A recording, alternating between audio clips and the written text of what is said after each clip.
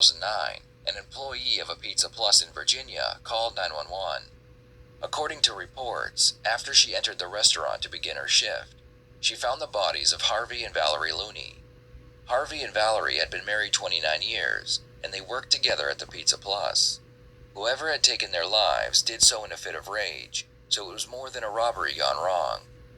The investigation would leave police puzzled, because in that small town, the Looneys were friends with everyone. Even their 20-year-old son, Christopher Looney, was unable to help police with any possible leads. Because of this, the case would go cold for several years, until October of 2012, when a new detective would be assigned to the case. The detective would begin from scratch, and after a few months, he had learned some new information. The Looneys had a $240,000 life insurance policy, and their son Christopher was to receive that money upon their death. The detective also found out that when they were killed, Christopher was in desperate need of money. If that wasn't enough, he also discovered that Christopher and his mother had a very toxic relationship. Friends of the family told police that Valerie had bruises on her arm that came from Christopher. Armed with this new information, the detective asks Christopher if he will come in for an interview. Christopher claimed that on the night of the incident, he had been sleeping at home alone, so he didn't have any alibis. The detectives spend the next hour going through his statement. They ask him questions to gauge his reaction when they know he is telling the truth, and they compare it to when they know he is lying. Eventually, they ask him about the 2 polygraph tests that he took. You had a polygraph test, right? Yes. How'd that go? He said not either pass or fail. Who said that? The gentleman that was doing the polygraph test. Okay. But you took more than one, right? I took 2. Okay.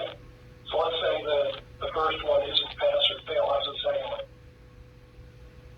Hey, I think he said it was a fail, but I don't remember. Okay. I'm guessing that if I was given a test on whether I murdered my parents or not, and the guy gave me the results, I think I can remember. You're saying you don't seem to be sure. If I'm not mistaken, the second one was a fail. The first one was. All right. So if you did 5 interviews, and they were math tests, how did you do? I'd say good. Okay, so let's say if good is 75 or better, 90's a B and 100's an A, what grade did you get? Probably 9. Okay. What did you think about the people that interviewed you? They were okay. They were pretty good. You think they knew what they were doing? Yeah. Listen, that surprises me because my opinion was I didn't think they could find a reason to roll their eyes. Now you said that sometimes your parents helped you with the bills, sometimes you helped them. Did you ever borrow any money from your parents? I did, yes. What's the most money you ever borrowed from mom and dad? Probably $300. What was that for? The electric.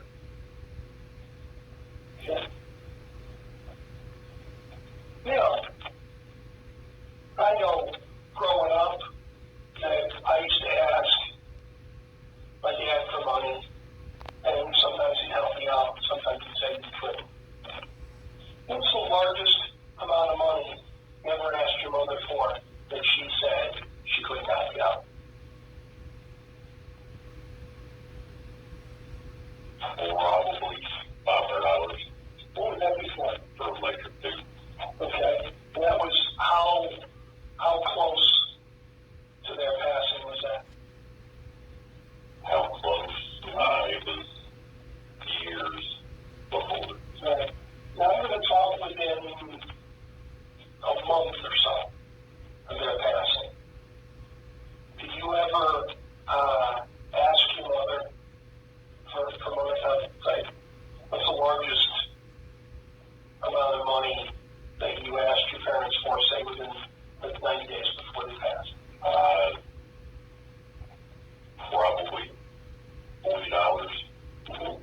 After establishing Christopher's money problems, the detective moves on to his relationship with his mother.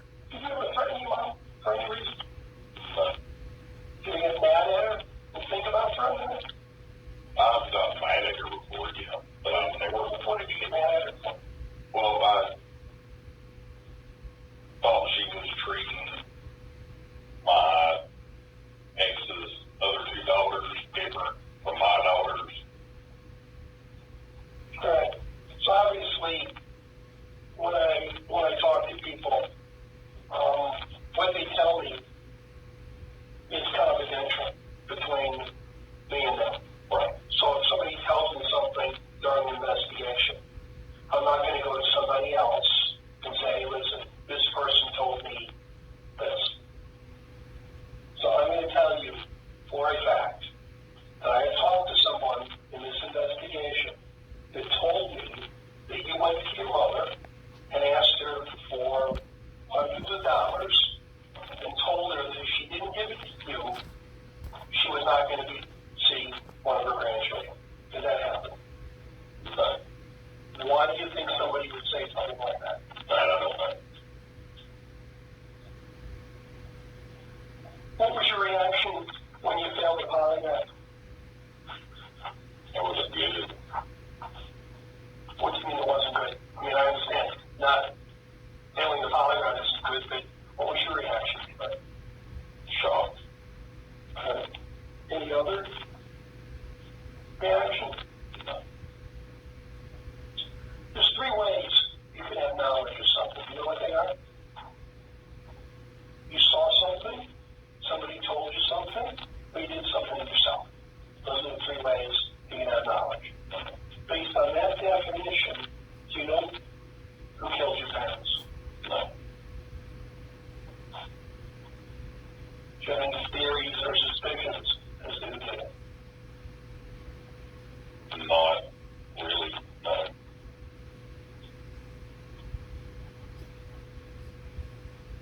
When was the last time you saw your parents alive? That morning. What morning? Sunday morning. At what time? 10:30. What was the last conversation you ever had with your mother?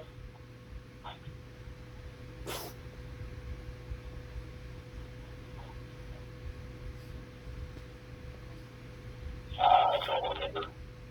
Who do you think got along better with, your mom or your dad? Both. Okay. I think it's real important, okay, that you answer these questions truthfully. If I ask you a question and you answer it truthfully, I can eliminate you from this investigation, okay? If you tell me something that doesn't match what we know, again, instead of eliminating you, it's going to put you in the middle of it. So when somebody asks you, who did you get along with better, that's not a both answer. There's 5 flavors of ice cream on the board up there, right? And my favorite is banana. His favorite is chocolate. Your favorite